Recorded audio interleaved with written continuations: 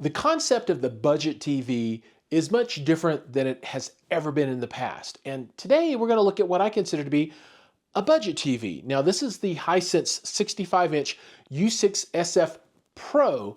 And the question I want to answer is, a budget TV, an entry-level-ish TV, enough for you today? Or do you need to step up?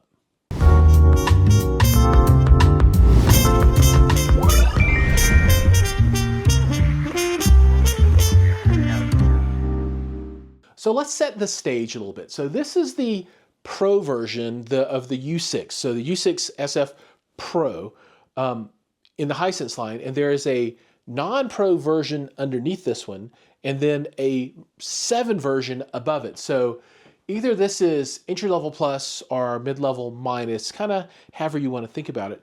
And the question is this a spot where you want to be at? And, you know, I've looked at this TV a lot. I've looked at the other televisions around it. And ultimately, I think this is going to come down to a question of price, right? Because things are getting compacted with so many different models. The price is becoming kind of small incrementally. So you really need to look at what you get out of this TV as opposed to what you had to pay for this TV or would have to pay for the TV above it or below it to make that decision. So that's what we're going to talk about today. We're going to go over all the features in the television, and then we're going to talk about what the price is like compared to the other models, and then maybe that'll help you make a decision. Now, when you make a decision about televisions, remember there are 3 things to consider: size, cost, and features, right? If you can figure out those 3 things, then you're going to be able to decide on the TV that's going to fit for you. Now, to get started, we'll take a look at the front, then we'll take a look at the back, then we'll move on to features and other things. From a feature perspective, looking at the front of the television, this kind of check marks all the normal boxes. So you get all your HDR, your Dolby Vision, your HDR, 10 pluses, all that stuff. Taking a closer look at the panel, this is a QLED LED. It's 144 hertz native refresh rate. It's got VRR, so it's great for gaming. Has local dimming, which is super important. Just not long ago, there was no local dimming in an entry-level, even mid-level televisions, LED TVs.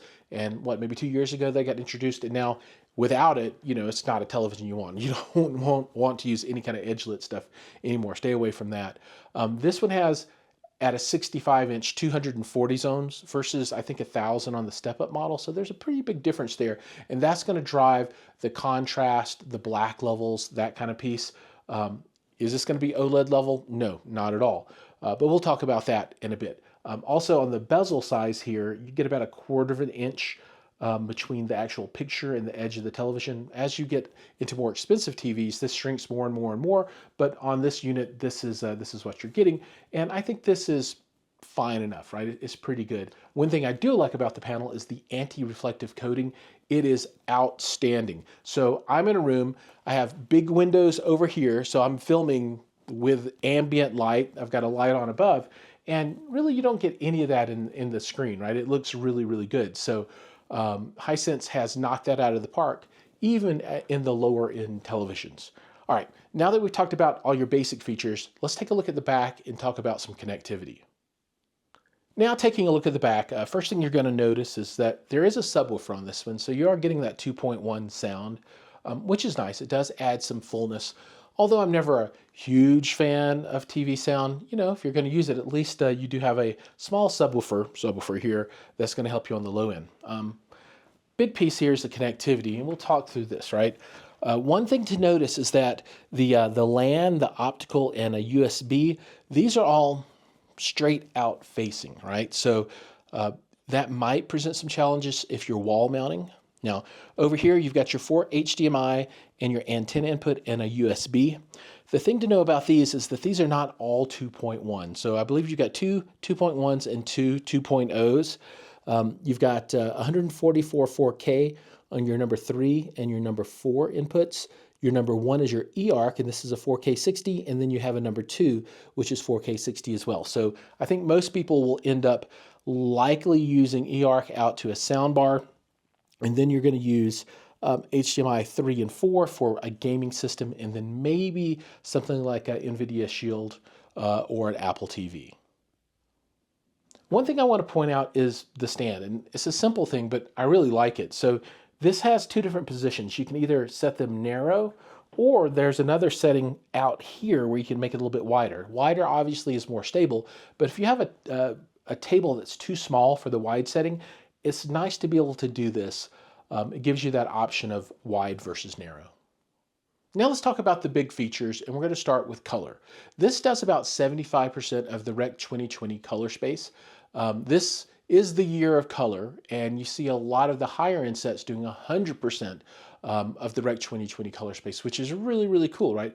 This is not one of those televisions, but 75% is still really nice. Now, if you step up to the next level up, you're going to get about 85% there. Is 75% versus 85% a big deal? Probably not. Although 75% versus 100% is getting into some pretty big territory. At this price point, though, I think you're going to do really well at 75%, and the colors are great. The television doesn't require a lot of adjustment out of the box to be pretty nice. Obviously, getting a calibration done helps any television, but I don't think that people at this price point are really going to be looking at that. So either you're going to find somebody's settings online, you're going to do your own calibration, right? But you're not going to pay someone, because you'd have to pay someone the price of the television to do it. It doesn't make a lot of sense. So the out-of-the-box performance becomes very important, and I think the out-of-the-box performance here is very adequate. As far as brightness goes, you're looking at about 1200 nits, both in HDR and standard definition. Now, this is what's interesting.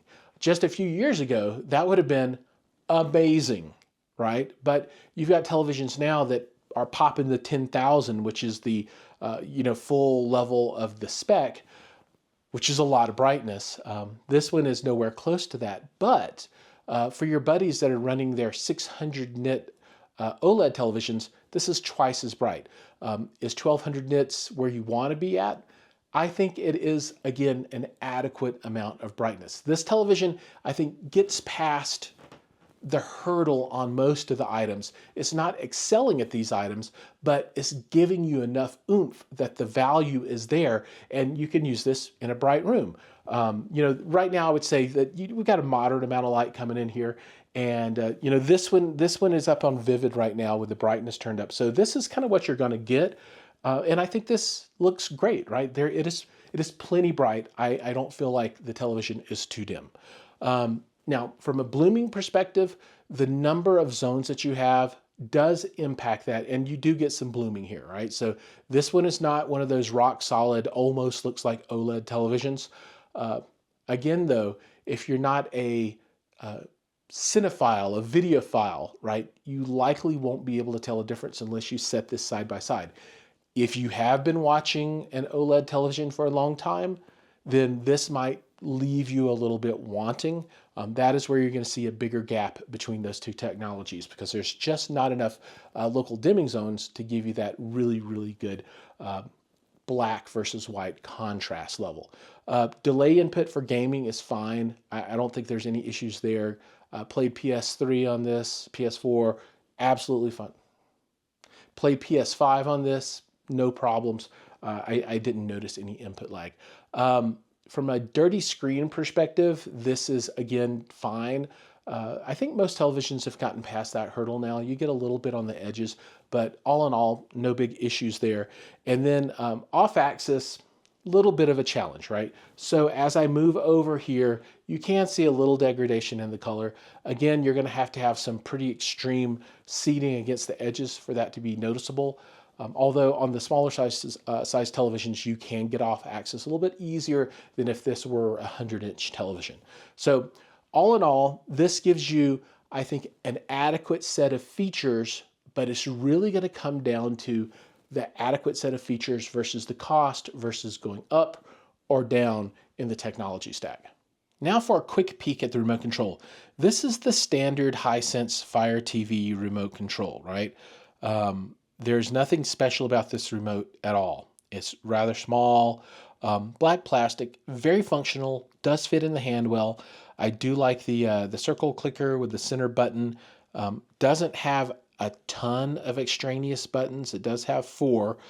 If you look at the Google, there's like 1 billion extraneous buttons. So this gets things done. It's not a humongous footprint and takes 2 AAA batteries in the back. Now we get to talk about some money. All right. So I'm on Best Buy, so this is real life.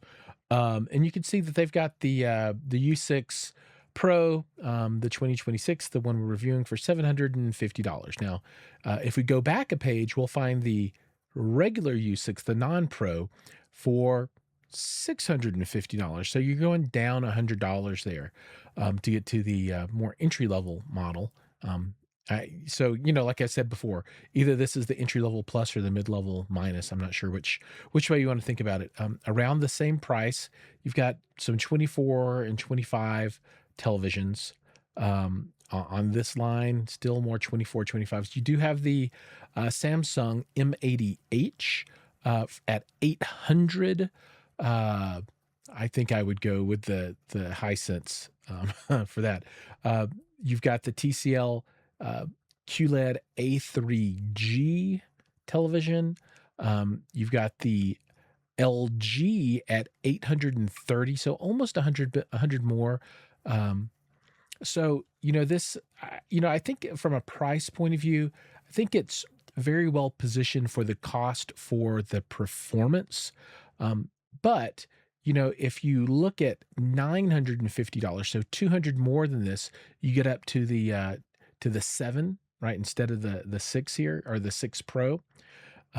So you've got a gap of 100 down and 200 up. So from 650 to 950, you've got 3 different televisions. So not a huge amount of money difference. But I do think you have a pretty big difference in performance when you go from the U6 all the way up to the U7. Now, again, for this television specifically, you really need to look at that price difference. I think $100 upgrade off of the U6 to get to the Pro is a no-brainer. The $200 to go from the U6 Pro to the U7 really is going to depend on your eyes, and if you need the brightness. Because the other television, the U7, is twice as bright, or at least it gives you double the number of nits than you get out of this TV. So, it just depends on your room. If budget is, tight, maybe the 750 is the right spot. But I will say that this is not a bad price any which way you look at it. Once you've got your television fired up, you're going to notice that this is a Fire TV, right? So this isn't using what I'd call standard Google OS. This does use Fire, and you typically find this in lower cost televisions. And one thing that you get with this, I think a little bit more than on the Google side, is there are lots of ads that pop up when you're doing things, right? Because this, obviously is the Amazon OS, and they are trying to push their products and other things and make money. So, they use this as a means to defray cost on the production of the television to keep that cost as low as possible for you. But we are looking at Fire OS here. There's nothing new and shocking, right? This is all standard kind of stuff. And if you look at televisions in any amount, right, you will have seen this before. And it's likely, if you're looking at this television as a new TV, you probably have a unit that has the Fire OS already.